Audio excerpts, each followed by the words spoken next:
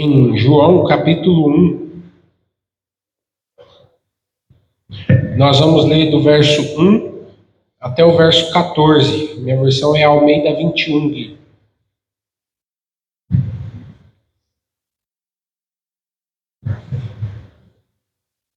Hoje nós começaremos a nossa série de mensagens do Advento, do Natal, com o tema, os irmãos viram nas redes sociais aí, com o tema Ele é. E nós vamos meditar ao longo desse mês algumas coisas que a palavra do Senhor diz, nos mostra que Jesus é. Ele é o nosso Natal, Ele é o significado desta comemoração. Isso não é um simples feriado, não é um simples momento onde nós deixamos o nosso trabalho por alguns dias, mas o nosso Natal é o Senhor Jesus, é Cristo. Ele é o significado, a base, o fundamento do nosso Natal. João capítulo 1, do verso 1 até o 14. Diz assim a palavra de Deus: No princípio era o Verbo, e o Verbo estava com Deus, e o Verbo era Deus. Ele estava no princípio com Deus. Todas as coisas foram feitas por intermédio dele, e sem ele nada do que foi feito existiria. A vida estava nele e era a luz dos homens. Gui, acha um retorno um pouquinho aqui que está dando microfonia no meu ouvido, por favor. Verso 4. A vida estava nele e era a luz dos homens. E a luz resplandece nas trevas, e as trevas não prevaleceram contra ela. Houve um homem enviado por Deus, seu nome era João. Ele veio como testemunha, a fim de dar testemunho da luz, para que todos crescem por meio dele. Ele não era a luz, mas veio para dar testemunho da luz. Pois a verdadeira luz que ilumina todo homem estava chegando ao mundo. O Verbo estava no mundo, e este foi feito por meio dele, mas o mundo não o reconheceu. Ele veio para o que era seu, mas os seus não o receberam. Mas a todos os que o receberam, aos que creem no seu nome, deu-lhes a prerrogativa, o direito de se tornarem filhos de Deus, os quais não nasceram de linhagem humana, nem do desejo da carne, nem da vontade do homem, mas de Deus. E o Verbo se fez carne e habitou entre nós, pleno em graça e em verdade. E vimos a sua glória, como a glória do unigênito do Pai. Tem aqui a leitura da palavra de Deus. Baixe as cabeças mais uma vez. Vamos orar. Pai, neste momento nós estamos diante da Tua palavra. E eu clamo o Senhor nesta noite para que Ele trabalhe através da minha vida, que eu seja apenas um instrumento do Senhor nas Tuas mãos. Que nesta noite o Senhor fale conosco aquilo que nós precisamos receber da Tua palavra. Que nós possamos guardá-la no coração para não pecar contra o Senhor. Essa é a oração que eu te faço, meu Pai, no nome de Cristo. Amém. Meus irmãos, como eu falei, nós, esse mês de dezembro, vamos meditar em diversos aspectos relacionados a quem Jesus é. E nós poderíamos começar de uma forma um pouco diferente. Se alguém perguntasse para nós quem Jesus é, qual seria a nossa resposta?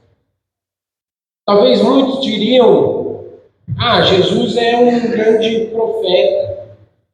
Outros ainda poderiam dizer: Jesus é alguém que veio, que era um ser humano comum, mas que era muito sábio, muito inteligente, e por isso entrou na história.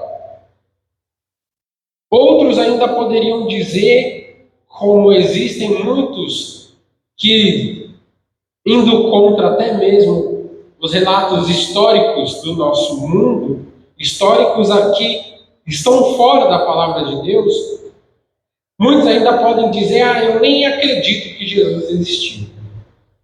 Acredito que ele é apenas uma invenção de um grupo de pessoas.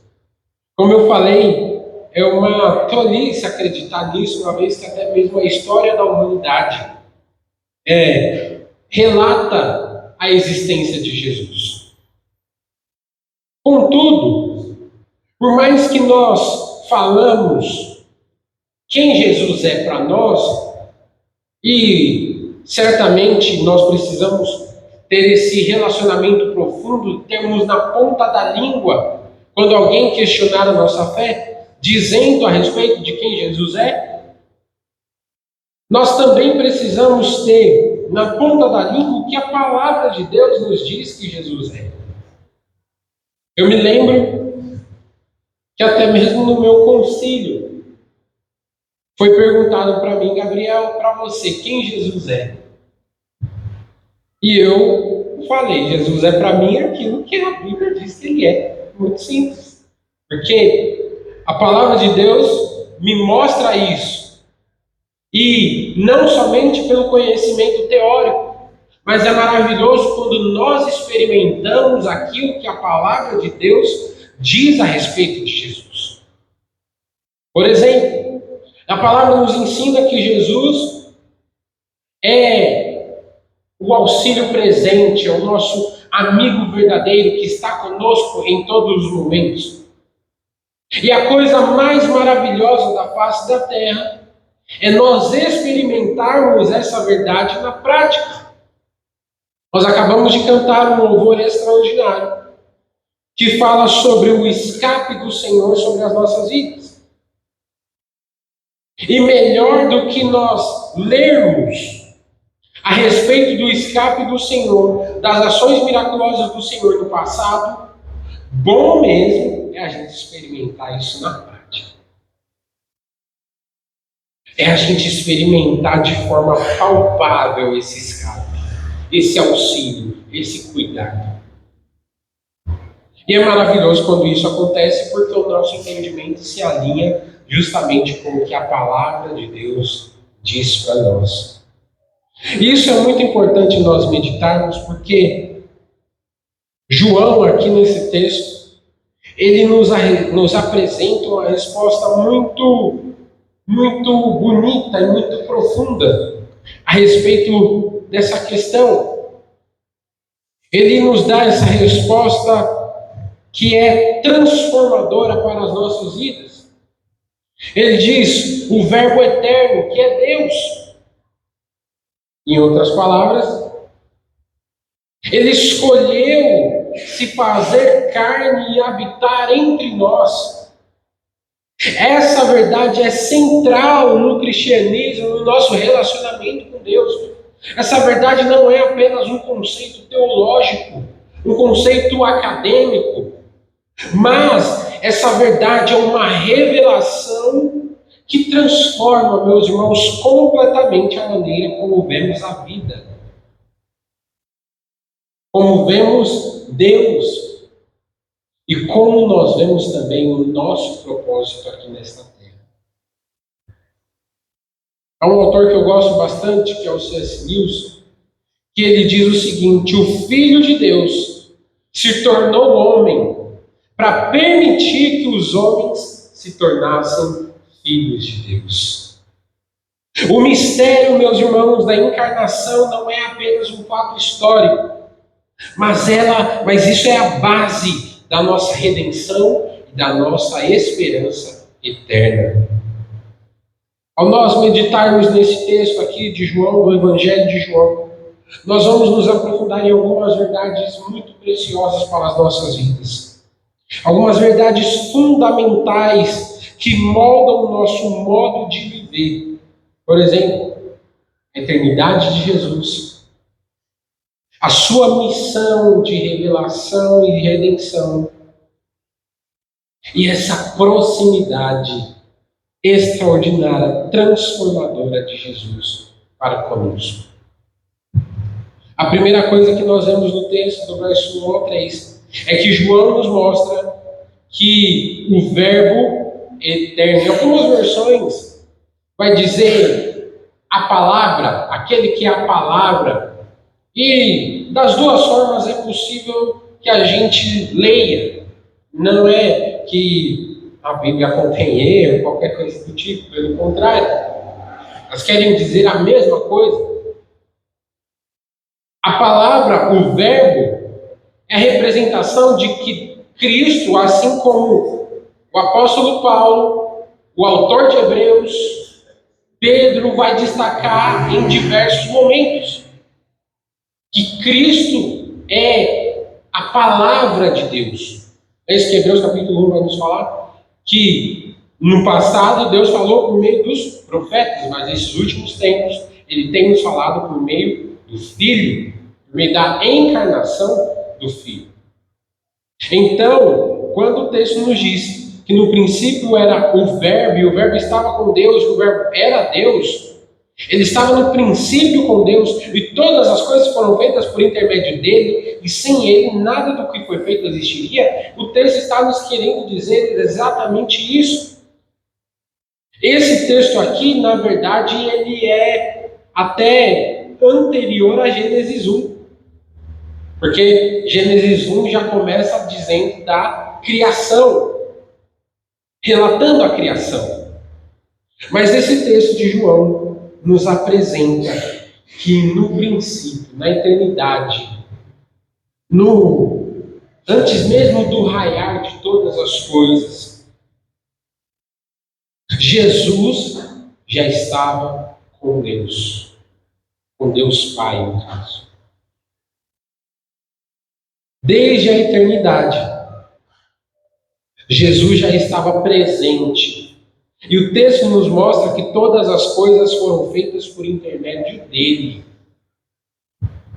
Não foi isso que aconteceu quando nós lemos em Gênesis capítulo 1, versículo 26?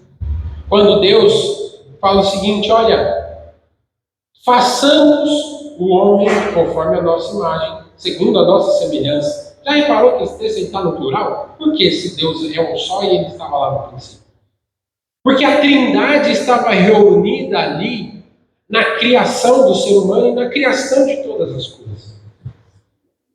Isso parece um negócio muito profundo, muito distante, mas isso tem uma aplicação muito palpável para as nossas vidas.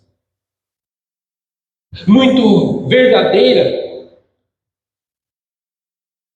Justamente porque João começa o seu evangelho apontando para a eternidade, para a divindade de Jesus. Ele não foi criado em algum momento da história como eu e você. Ele não começou a existir apenas em Belém, em determinado momento da história, quando ele encarnou no mundo.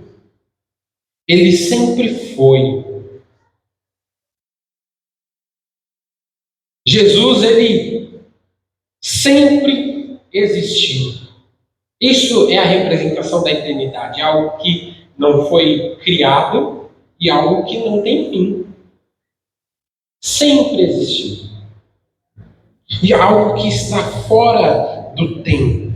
E como o Verbo eterno, Jesus é a expressão perfeita do nosso Deus. O meio, como diz o versículo 3, o meio pelo qual Deus criou todas as coisas. A eternidade de Jesus nos assegura, meus irmãos, que Ele é plenamente confiável e imutável. É importante nós meditarmos nesses aspectos.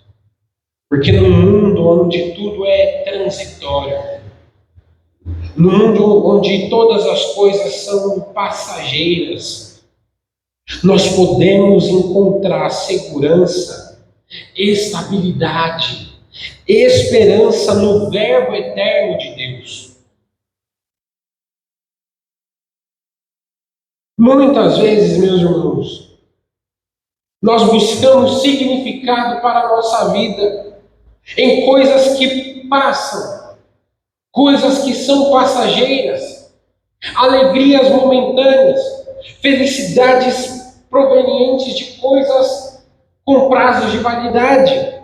Mas apenas Jesus, o nosso Deus eterno, pode oferecer, meus irmãos, um fundamento sólido para a nossa vida.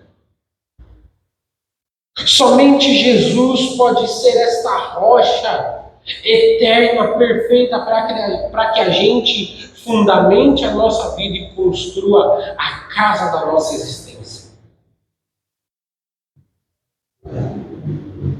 Como nós vivemos em relação a isso? Qual a nossa atitude diante de uma verdade tão preciosa para a gente?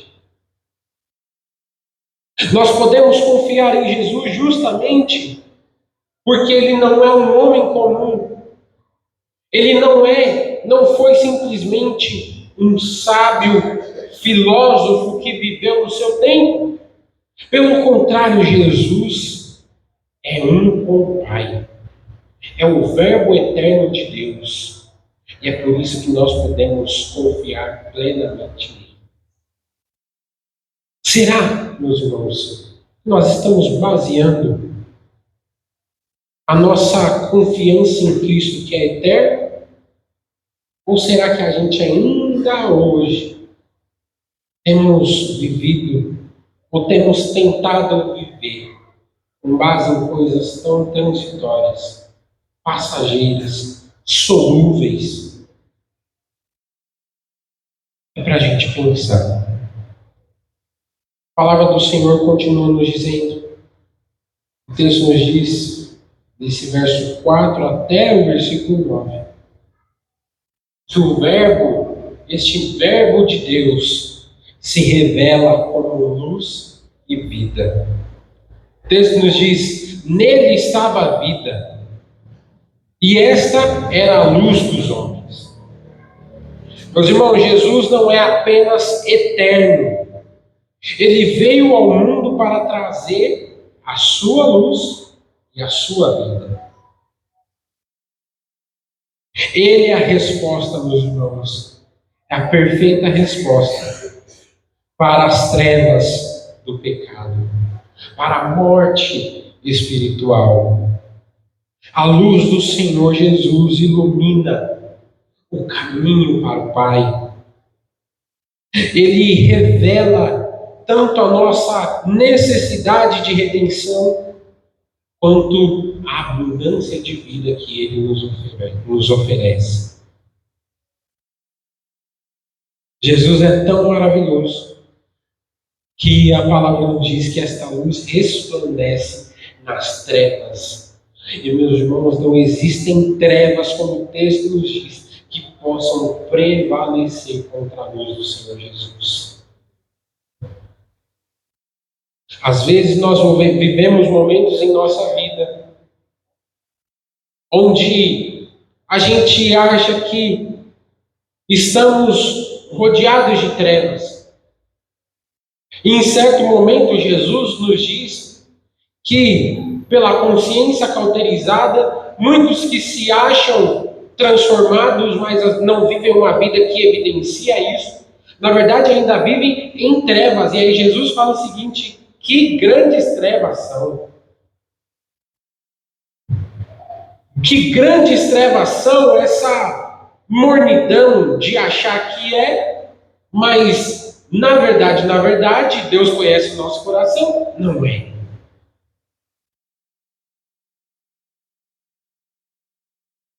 As trevas do pecado, as trevas da morte, as trevas que muitas vezes ainda hoje, como crentes em Cristo, tentam nos inundar, não podem prevalecer contra a luz preciosa, maravilhosa do Senhor Jesus.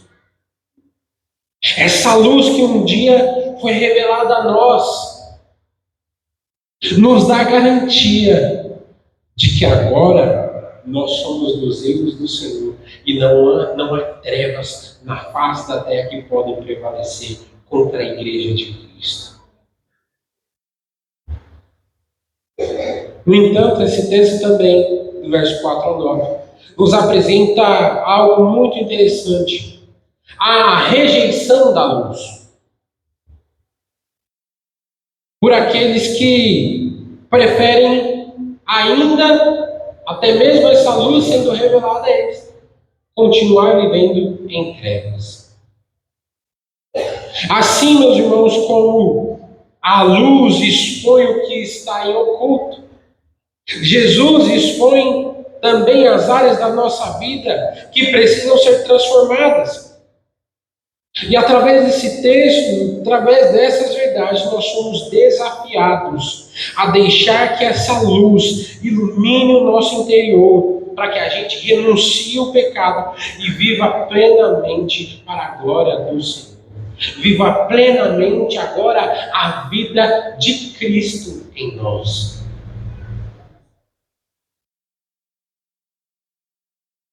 Uma terceira verdade que esse texto vai nos mostrar é que o Verbo, agora encarnado, ele nos redime, sendo o Filho unigênito. Olha só o que diz no verso 10. O Verbo estava no mundo e este foi feito por meio dele, mas o mundo não o reconheceu. Ele veio para o que era seu, mas os seus não o receberam. Verso 12. Mas a todos quanto receberam, os que creram em seu nome, deu-lhes o direito, a prerrogativa de se tornarem filhos de Deus. Esse trecho nos traz uma verdade muito interessante. Embora o Senhor Jesus, sendo rejeitado por muitos, e os seus aqui, no caso, conversávamos até hoje com a minha família no almoço, rejeitado pelos seus aqui, que o texto nos diz, é justamente essa linhagem judaica. Porque Jesus, ele nasceu numa linhagem judaica. E ele era o Messias que Deus havia prometido ao povo judeu, ao povo israelita, ao longo da história. Mas Jesus encarnando, este povo que esperava com expectativa o Messias, rejeitaram Jesus. Rejeitaram o unigênito de Deus. Não acreditaram, na verdade foram até mesmo eles quem crucificaram o nosso Senhor. Mesmo Jesus rejeitado por muitos, ele ainda oferece a possibilidade de redenção e adoção a todos aqueles que creem nele. Nós não somos feitos filhos de Deus por esforço humano, pela nossa própria capacidade, pelo que fazemos de bom, mas nós somos feitos filhos de Deus pela graça de Jesus, pela graça que foi derramada sobre as nossas vidas, pelo poder desse Verbo eterno que transforma as nossas vidas. Essa adoção, meus irmãos, nos dá uma nova identidade, um novo propósito de agora como filhos amados do Pai. É importante nós destacarmos isso porque eu já falei isso em outros momentos, mas essa verdade se aplica a este contexto também. Aquele ditado que tanto se fala por aí, na verdade é uma mentira. Sabe? Aquela coisa, todos são filhos de Deus. Nem todos são filhos de Deus. Todos são criados por Deus. As palavras precisam ser bem utilizadas. Todos os seres humanos foram criados pelo Senhor. Mas nós nos tornamos filhos de Deus a partir do momento em que cremos em Jesus. Todos quanto receberam, os que creram em seu nome, deu-lhes o direito de se tornarem filhos de Deus.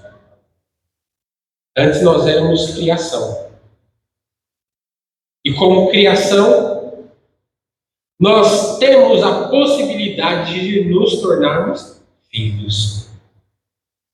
E para isso é necessário que nós creiamos no nome do Senhor Jesus, creiamos nele como nosso único e suficiente Salvador. A menos que isso aconteça, nós somos criados por Deus, sim, mas destinados ao sofrimento eterno, à perdição eterna, porque nós não cremos no Filho de Deus, que é o Senhor Jesus Cristo. É uma reflexão para a gente fazer. É um pensamento para nós, é algo para nós respondermos a nós mesmos. Será que nós já recebemos verdadeiramente este verbo eterno em nossas vidas? Será que nós já cremos verdadeiramente nesse Senhor? Será que nós temos vivido como filhos de Deus, refletindo o caráter de Cristo em nossas palavras, em nossas ações, em nossos pensamentos? Nós falamos há algum tempo atrás sobre o discipulado, e esse texto nos mostra que o discipulado começa quando nós, crendo em Cristo, aceitamos esta nova identidade e assumimos um compromisso de viver como filhos adotados do Pai, adotados e amados do Pai.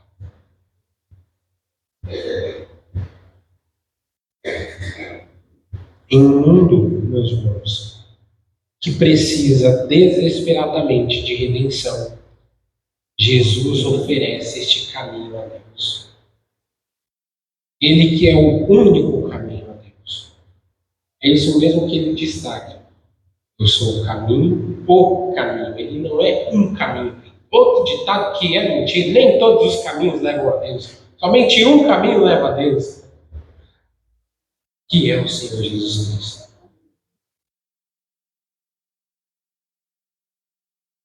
E ele também é a vida. Contudo, o tema desta mensagem, o tema principal, nos aponta justamente para o verso 14.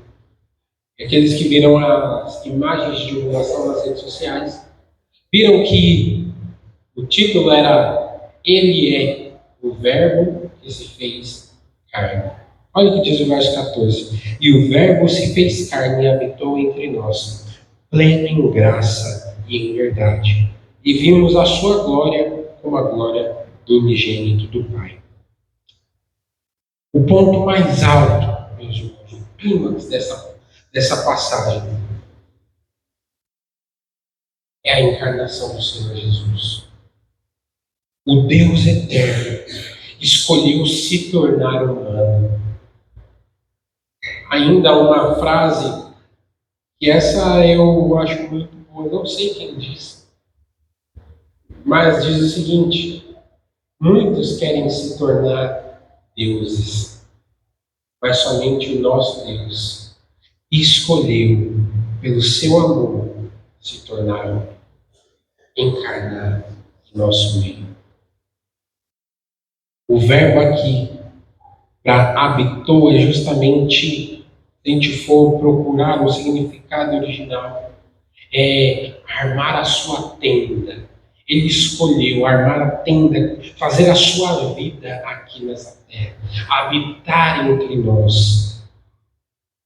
Isso indica que ele veio para estar conosco, viver conosco, sentir o que nós sentimos, as dores, as alegrias.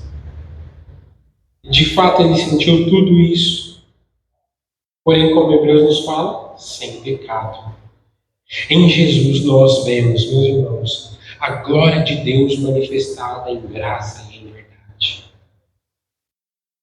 A encarnação de Jesus nos desafia a viver como ele viveu.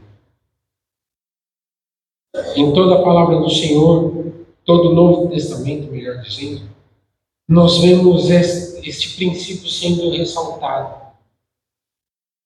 Nós precisamos buscar viver conforme a vida de Jesus, ser mais parecidos com ele. E quando nós falamos sobre isso, é justamente dele aqui na terra. A gente não tem capacidade, a mínima capacidade de viver como Jesus, sendo Deus. Então, quando a palavra nos incentiva, nos mostra isso, Ele está nos chamando a vivermos como Jesus viveu aqui nesta terra. Para a glória do nome do Senhor. Nós precisamos sair da zona de conforto, do comodismo, para como Jesus amar, servir aos outros, ser instrumentos de Deus, onde quer que passemos, ser luzeiros. Eu gosto muito dessa palavra, não é invenção não, essa palavra existe realmente. Luzeiro do Senhor do mundo. Viva Jesus. Portanto, meus irmãos, esse texto nos apresenta esta maravilha do Verbo que se fez carne. Ele é eterno. Ele é a fonte da luz e de vida. Ele é o Redentor que nos torna filhos de Deus. E Ele mesmo é o Deus que escolheu habitar entre nós. Essas verdades não são apenas, como eu já falei, conceitos teológicos, filosóficos, mas são realidades profundas, verdadeiras, palpáveis, que transformam as nossas vidas.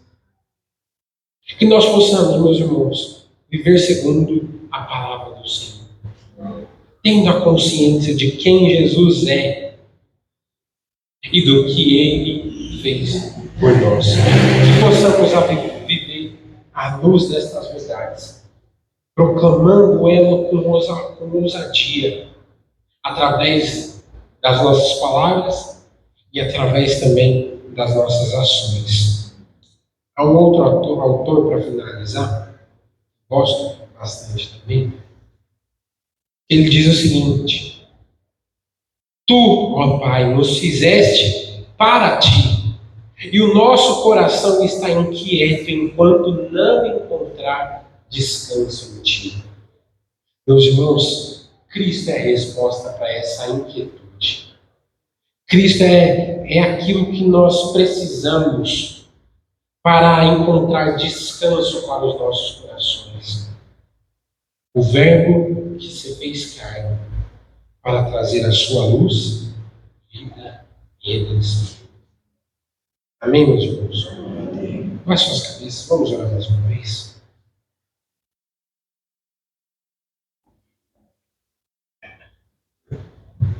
Pai bendito, Pai amado, mais uma vez, Senhor, nós queremos louvar e agradecer o teu santo nome.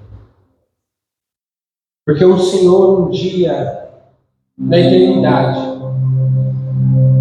decidiu, escolheu, pela sua infinita graça, Senhor, pelo seu amor, pela justiça do Senhor,